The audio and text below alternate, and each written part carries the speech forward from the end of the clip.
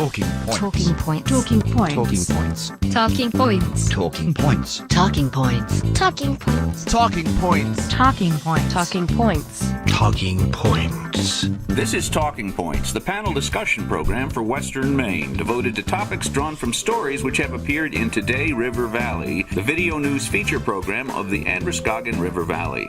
I'm Phil Blampede, the producer of the program. We're coming to you from Bistro 151 in the Sudbury Inn on Main Street in Bethel, Maine. Let's meet our panelists.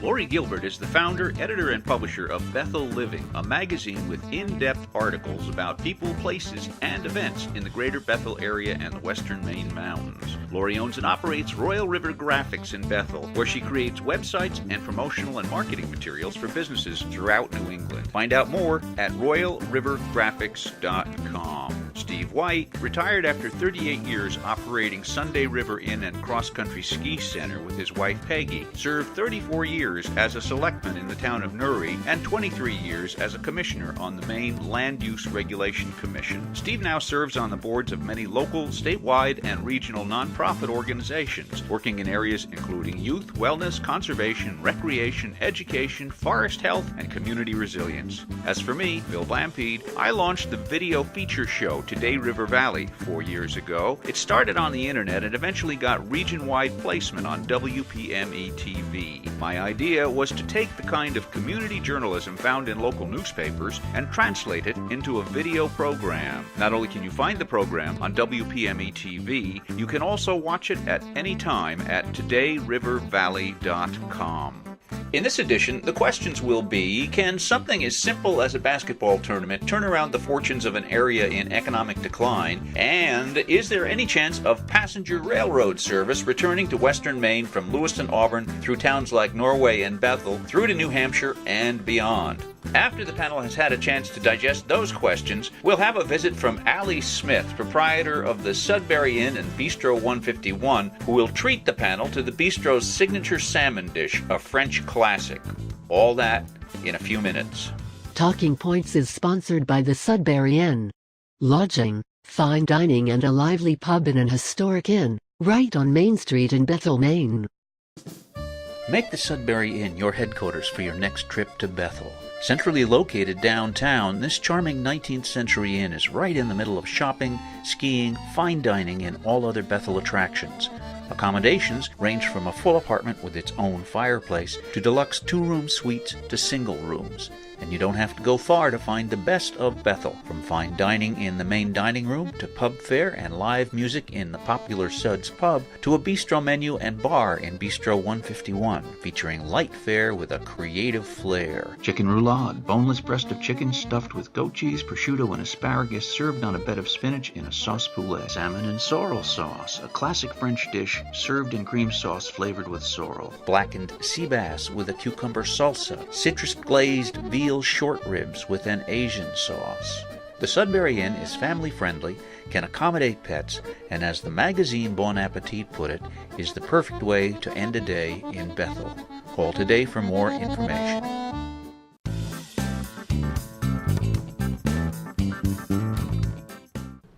The question is, just how powerful is basketball in Maine? Can an increasingly popular men's league basketball tournament in Rumford bring that community back to prosperity? What do you think? Okay, why yes, Lori? I think it's a step in the right direction, bringing a lot of folks to Rumford and the western hills of Maine, and it's a community effort. Good. Well, why do you say no, Steve? I just think that we'll need more than basketball to do that much of a job. Basketball's a good start, however. In the June edition of Today River Valley, there's a story about a men's league basketball tournament that's growing by leaps and bounds every year, and it's doing wonders for the town of Rumford. The town of Rumford is having severe economic and general demographic decline. This basketball tournament brings hundreds of people to town and provides a little bit of an economic boost every year. Let's take a look at a piece of that story.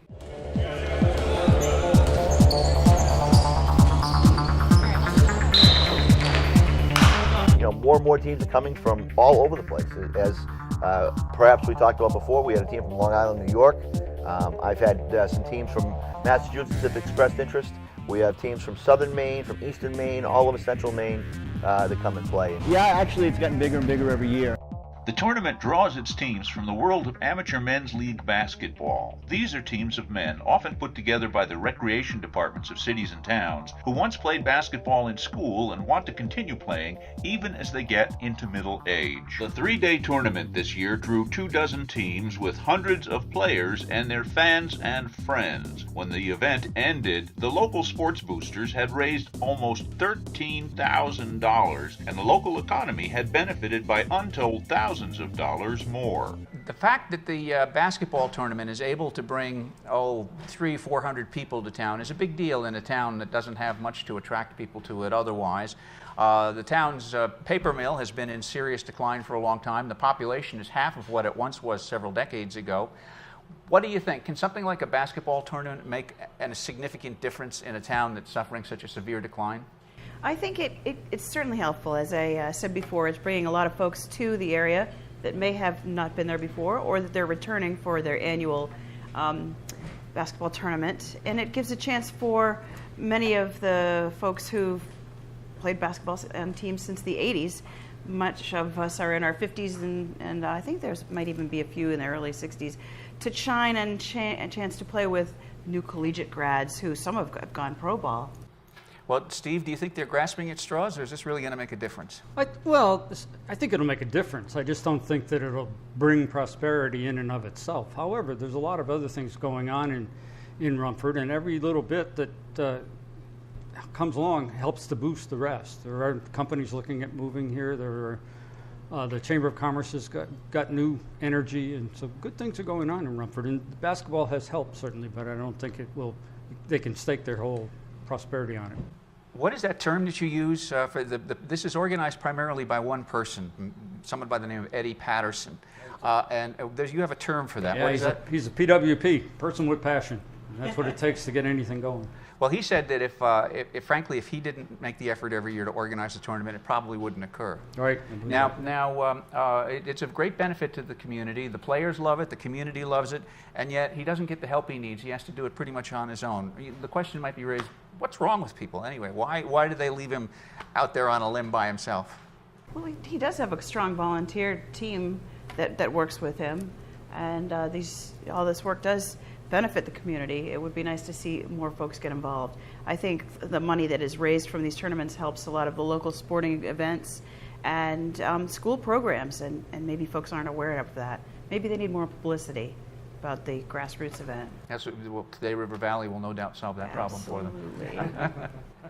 So, I'm wondering, when you have one very strong, diligent organizer, do they sometimes suck all the oxygen out of the room, and other people who might step forward to leadership positions don't, because they say, well, it's all taken care of already? Well, I think it may be a piece of that. I think that Eddie's been doing this for a long time, and people probably figure, well, it's like Eddie's gig. He seems to have been able to do it. Now he's got some health issues, and he really probably needs somebody to step up, but I'm not sure that he quite knows how to ask. That's a question. So what is the future of something like this? Do you think it will expand, or do you think this is it's going to fade as time goes by? I don't think it's going to fade. I think there's too much going on. I think there's a lot of mentorship between the different ages, and this gives aging athletes a chance to stay involved. They practice all year. I think there's a lot of folks that really find this tournament very exciting and rewarding to continue. Well, is this part of what's going on, kind of a denial of the aging process? A 40-year-old, 50-year-old guy thinks, I can get out on the court like I did when I was 18. And relive our glory days. But I think it keeps some of these players in great shape. Jerome Holt, for example, plays consistently and dedicatedly all year in preparation mostly, for this tournament. And he and his team really enjoy it.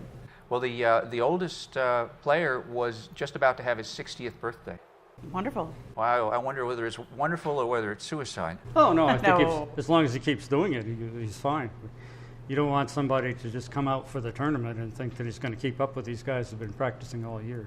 I didn't notice any, cardiovascular equipment there. What do you call it, defibrillators? I didn't notice any defibrillators there. There must be some there. Oxygen tanks. Oxygen tanks. Now, come on, you got to give the old guys a break. Orthopedic surgeons. Well, they have, high school basketball, or rather high school football games in Maine. Often the local ambulance squad will station an ambulance there during the game, maybe just for public relations, so everybody knows that the volunteer squad is on the job. But maybe they should have that at this if they, have an orthopedic surgeon on the side. And it's always good to have first aid staff handy for things like that, but I don't think you have to go overboard with it. What is the deal with basketball in Maine? Why is basketball so popular? Well, I think it's a winter sport, certainly, based around times when, we have a lot of snowfall in Maine. If you're not a skier, if you're not a snowshoer or, a racer, then you've got basketball. And there's, as I said before, there's an awful lot of camaraderie. These players have a lot of joy for the sport. Yeah, it's an indoor sport that everybody can play if they choose to. People have indoor riding rings, but you got to have a horse to do that. So there's not a lot of indoor activity that can take place unless somebody sets up a badminton court in the gym or something. So basketball is something that seems to be more readily available, for one thing, than anything else. Yeah, there's not much hockey in Maine, relatively. Not a lot of there's people that play hockey, but there aren't a lot of rinks that are available, and the rinks are costly. Yeah, they are. That's right. So a basketball court is cheaper to maintain than a hockey rink. Right. So what do you think about the situation in Rumford? Do you think the town will rally behind Mr. Patterson and the basketball tourney? Or I think so. I think the Hotel Rumford does a lot of work to be supportive of the tournaments, and I think it's important. It's a very important community event. I think that he really needs to reach out and get help. You have to train your replacement, and if you don't, then your program dies. So he needs to be looking out for who his replacement is, maybe several replacements, since I know one person could replace Eddie. So we hope that it will go on. Talking Points. We'll be right back.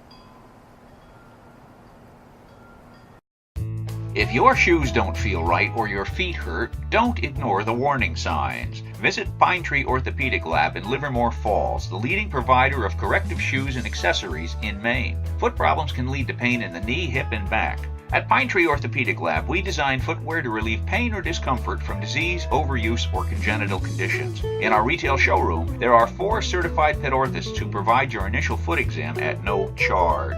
All manufacturing of your custom footwear, orthotics, and braces is done on site.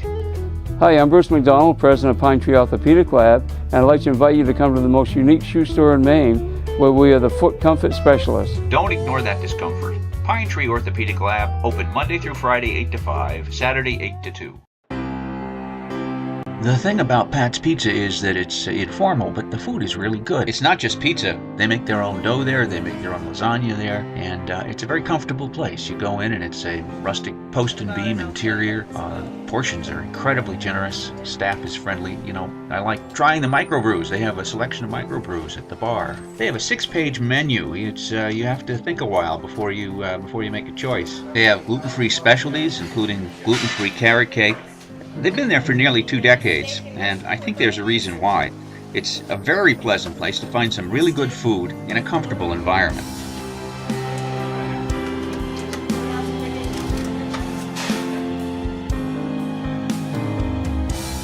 Pat's Pizza, it's not just pizza. Visit us soon on Route 2 in Bethel. Call ahead for takeout at 824-3637 and like us on Facebook. Here's news from Scott's Recreation, a newly expanded inventory of RVs, from entry-level travel trailers to high-end fifth wheels. Whatever your budget, they've got it. Browse the lots and see how you can get on the road this season in home-like comfort. Scott's Recreation, with locations on Route 4 in Turner, Maine, and Route 202 in Manchester, Maine.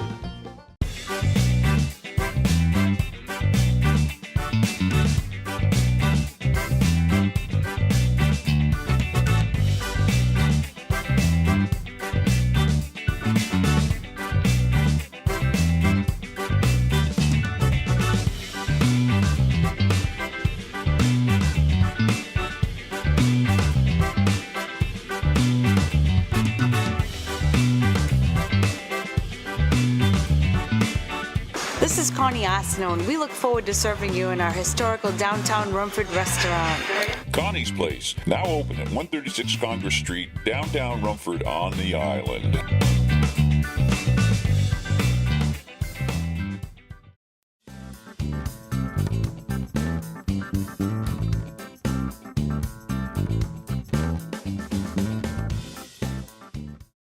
Today we're with Allie Smith, the proprietor of Bistro 151 in the Sudbury Inn, and Allie has served us a sumptuous repast once again. This is a salmon dish.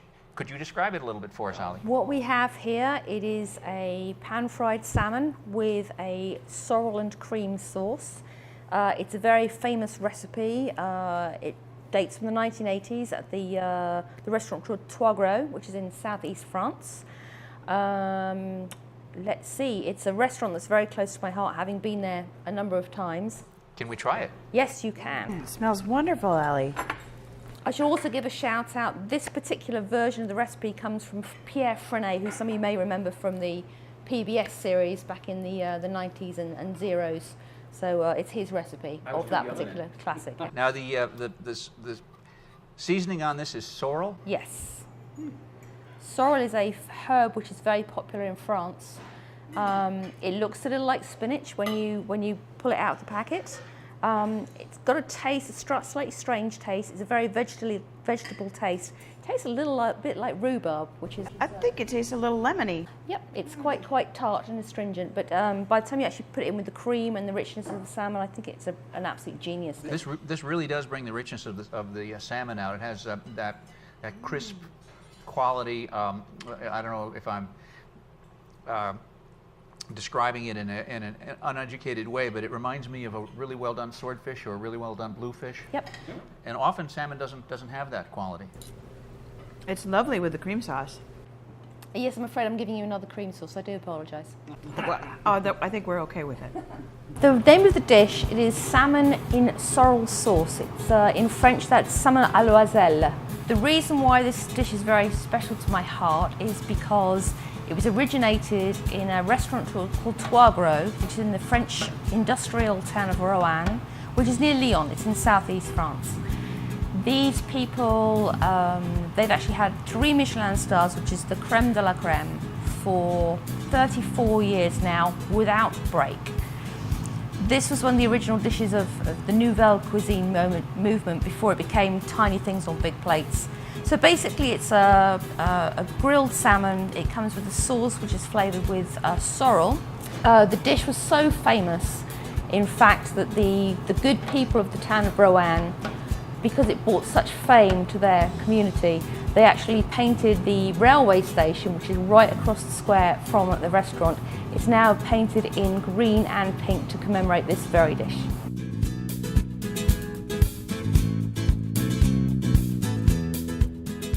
Talking points. We'll be right back.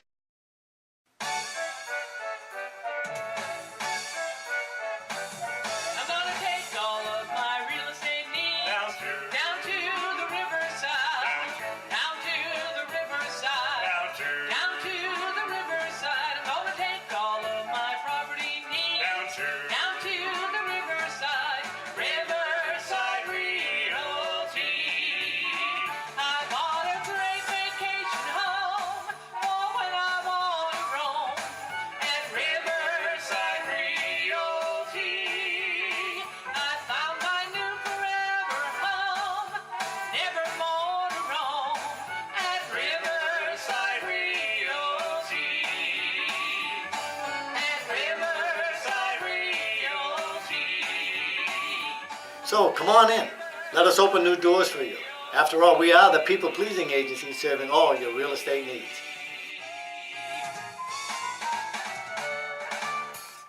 Looking for a convenient and inexpensive place to stay in Western Maine? Visit the Paris Inn Motel, located conveniently on Route 26 in South Paris, a short drive from the Oxford Casino and the attractions of the Bethel area. Newly renovated rooms, open year-round. Talking Points is sponsored by the Sudbury Inn. Lodging, fine dining and a lively pub in an historic inn, right on Main Street in Bethel, Maine.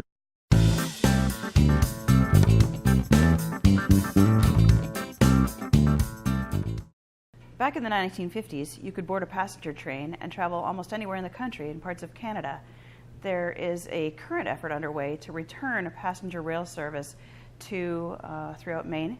And do you think this can succeed? And tell me, Steve, why do you say yes? I think there's a lot of passion around it, but I also think that we're going to start looking at more public transportation, and I believe that train is a big part of that. And Phil, you say no because? Well, I say no because the cost would be tremendous, the ridership level would be low, and there are political obstacles forming in its way.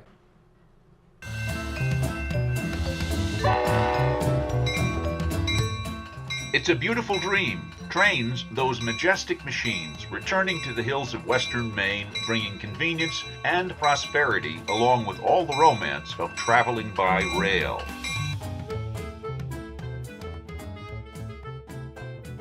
In the June edition of Today River Valley, there was a story about the effort to restore passenger rail service to Lewiston, Auburn, and beyond Lewiston, Auburn to western Maine. Lewiston, Auburn is kind of a choke point.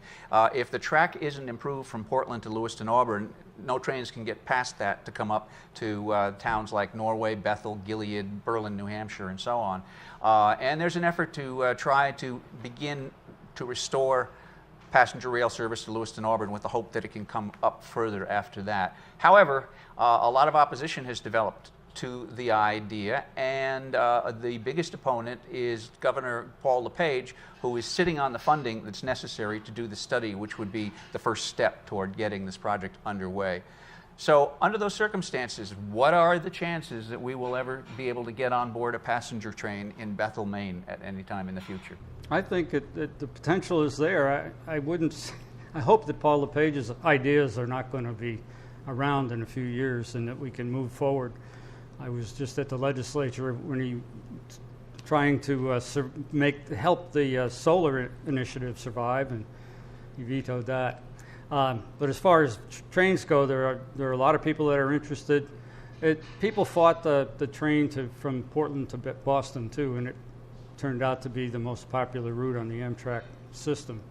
So I think that when we realize that there are a lot of people who have no other way to transport themselves from Lewiston to Portland, that they'll be interested in the train. Of course, that will depend on the cost of a trip.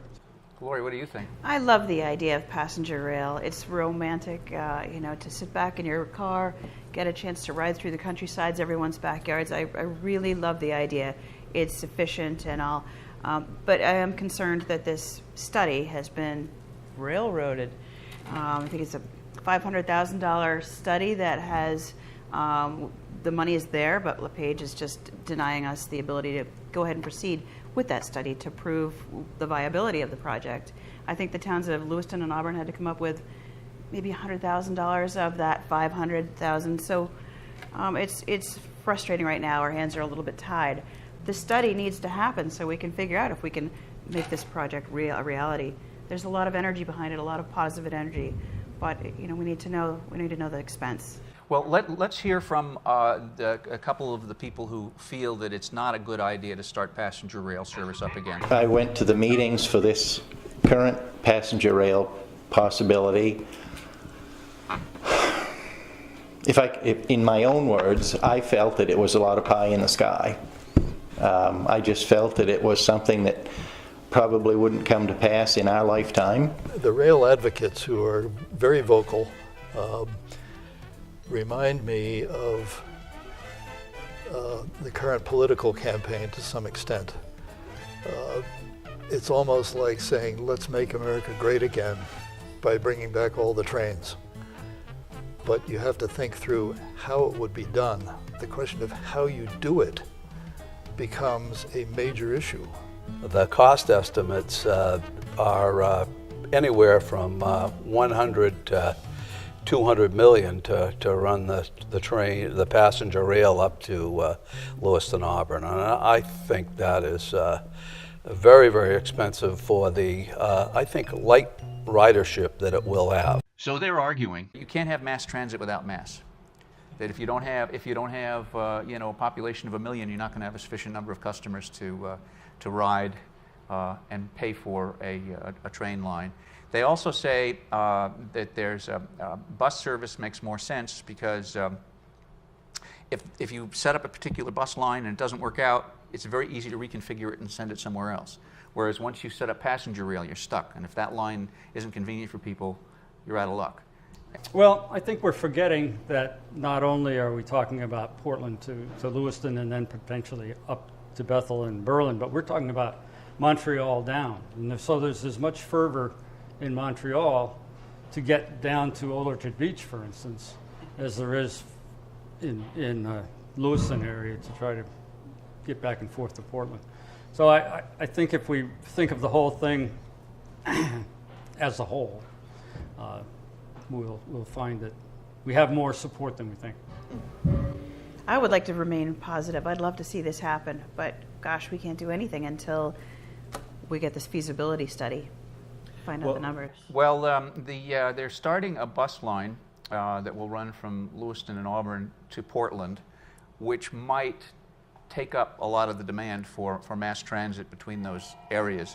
And if Lewiston-Auburn finds itself adequately served with a bus line, will that put an end firmly and finally to any hopes for passenger rail? We don't need it. We've already got the bus line. It's serving the purpose. And I don't think so. I think that Lewiston may find that it doesn't need it, but Lewiston's not the only one. I do think that this line from Montreal down is going to be valuable, even if there's a bus line. However, I do think that running the bus now is a good idea because it'll let us know whether people want to travel back and forth on that route. Well, Lewiston-Auburn is a choke point. You can't really do the rest of it until you do the tracks between Portland and Lewiston-Auburn. I understand that, but I mean it's going to take a while to get the tracks straightened out, but we could start a bus right now, as you say.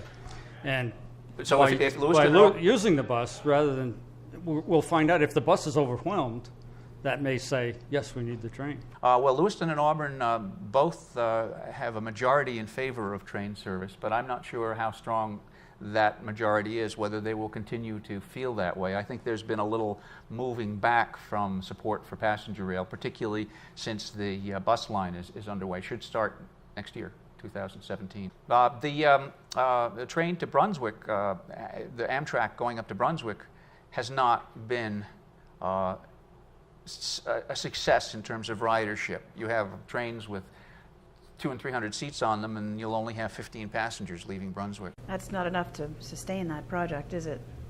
I think in that case, well, they don't have the mass, but also it's a different demographic of people, and they're used to driving their cars down to Portland, and they'll probably keep on doing it.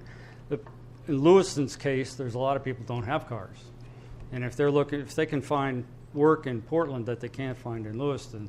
Well, you know, the funny thing in Brunswick, even though the ridership isn't that great, the very fact that they have passenger rail service has been a spark for economic development there. Yes. The area right around the train station has significant new construction going. Yes. And the main street is alive with stores and restaurants and all kinds of stuff going on. It's I look at it almost like many cities will spend hundreds of millions of dollars putting up sports stadiums. If you look at that as though it were just a business proposition, hey Steve, why don't we open a football stadium and make some money? We'd lose our shirts. And the stadium loses money, and it doesn't necessarily run to capacity, and it certainly doesn't support the $500 million that the city puts into it. But the fact that the stadium is there becomes a bragging right for the city, and very often becomes an engine for further economic development around it. Yes, in Brunswick, it's amazing how that area has developed around the train station. The variety of services and businesses. There's a medical park that's really expanded there. So, as well as restaurants and art galleries and small businesses of various kinds. It's been great for Brunswick. So I like that idea, that the train engine as an economic engine.